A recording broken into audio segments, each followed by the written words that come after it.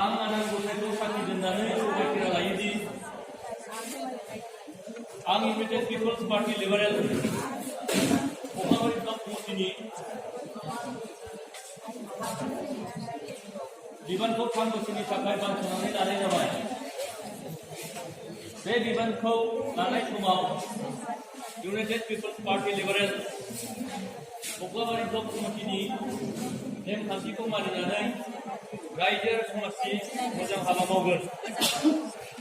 जुदि आफादनि नेमखान्थिखौ मानिनानै सोलिनो हायाब्ला आं दायनिगिरि जागोन आरो आंखौ आफादनि नेमखान्थि बायदियै साजा होनो हागोन। गंग्लायनायजों